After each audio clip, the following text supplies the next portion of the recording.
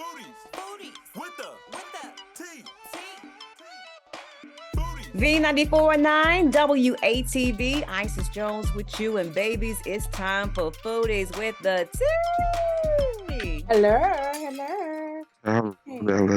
Hey, and just so we all clear, I am just happy that we got Twan. You're feeling better, baby. Flu season is still out there, so please be careful, y'all. Please be careful. Not better. It ain't better. But I'm here. Okay, and that's all that matters. Now, with that said, we all woke up to a bit of bad news this morning and truly was not expected. And the way that things are unfolding as far as the story is concerned is really distressing. Toya, we have lost TakeOff at the age of 29 due to a gunshot wound. Yes, so there's several different reports going around about what actually occurred in the death of TakeOff. He was at some type of private event. Him and Quavo were actually at, and Quavo was actually the one shooting dice. It said that he was losing really bad. The people in their camp started getting a little antsy because they were there with some people, like some hitters from Houston. So they were just kind of antsy because he was losing. The first report I saw is saying that one of the people in their camp actually shot TakeOff first. Wow. And that was the initial shot that killed him. And then he was shot again once the other people started shooting as well. Right. However, I'm really not concerned about the how, like why it happened and all of that. It's just the fact that people were there filming it and posting it on social media as if this man does not have family, friends who know him personally, and they're going to see this online. I don't know if he has kids or not, but it's just very insensitive. It's like, are we not human anymore? Do we not take into account that this is a human life that has been lost and his loved ones will see this on the internet? Are we just really want to go viral that bad that we have to dehumanize a situation in this way?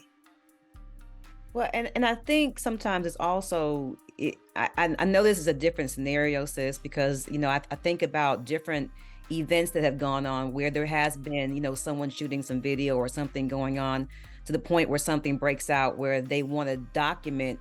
And I'm quite sure it probably wasn't in the same vein. Because media can be used in a positive light as well as a negative one. And I hate that some people will use this as a way to kind of not even so much get likes, but just, present a really sad situation and be the first one to have the footage or some type of dialogue or some type of evidence to show that this has gone down. Because you already have people on this, on social media who are talking about, is this fake? Is this a ritual blood killing? All these other different stories are going to start flying out. But we still are, but I'm still mad that we lost a very promising young man. He was only 28 years old. And he was really, in my opinion, he was the best Migos. Like his flows, his rap, like his lines, everything was just really good. And they even said that he was the best rapper in the group. And they just dropped a new single that's Messy. Ooh, Messy. Okay, so that, but it just plays into this whole scenario. I really wish our culture would kind of calm down with stuff like this. I want to say something, but I don't want to preach. I feel the preacher in me boiling up, but it's just gonna progress. It's not gonna get any better because people want to be the first. I want to be the first one to say I got these teeth, So I think that's a big part of it as well. People just want they don't even have the full tea. You only give tidbits of it just to say you were there. But this is the thing. Okay, you got the video of them after the shooting, but where's the video of the actual shooting? You see what I'm saying? Like, I didn't understand if it was that, because I want to say he was probably leaving or something. Okay, so you know how people are saying now, I'm going to, record you up until the point. Where is the video before we see him laid out? Who has that?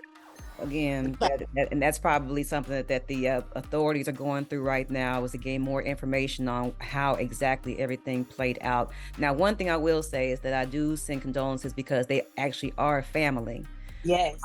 To Offset and to Quavo. I can't imagine, and especially being there and being a part of it, the situation that kicked off this young man's death. I really send So condolences. they all were there.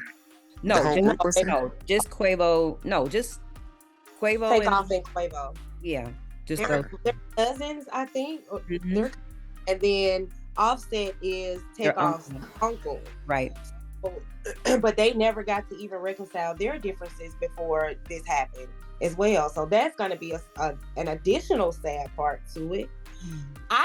The one question I do have though that I really want answered is, you have millions of dollars. Why are you shooting dice in wherever you are? Go to the casino if you want to shoot dice. They have dice games there. It's the same. I've been shooting dice before. That's not a place. It's not a comfortable situation. These things definitely happen. Tensions are very high. I'm not even the person that's shooting dice, and I'm scared for my life. That's the thing that I think I have a problem with the whole music industry, specifically the rap game, is because you might have been a part of that life coming up. Okay, so now you made it. You got the deal. You're making the millions. Why are you still doing it? Right. Why are you still hanging around these same people? Why are you still going into the same trap houses? The street cred, and you try to keep that up, but it's like, sweetheart. But you should have that if you've made it to this, right? But you feel comfortable, especially when you got certain mob and killers around you. You automatically feel comfortable. But when you get shot by your own folk, look, we can dissect this 3 ways past Sunday. But the fact is, again, young brother is gone. Rest in peace and power to him and his family, and condolences out to them. But we're going to continue this conversation. We are really going to continue this conversation. Yeah. As a matter of fact, take a note out of Michael Vick's book. I know it's wrong, but Michael Vick probably was fighting dogs before he came up. But he had his cousin running the business. The only thing was he had his name on the house. You can still be a part without being a part. You understand what I mean? Send a spokesperson. A proxy. Send a proxy. Again, we rest this brother in power and hope that we don't have to go through too much more of this before the end of the year, because rappers are falling off like anyway. Hey, if we want to get in contact with Foodies with the T and follow for more information about this, and as well as some great recipes and some great reviews, how we do that, Twine?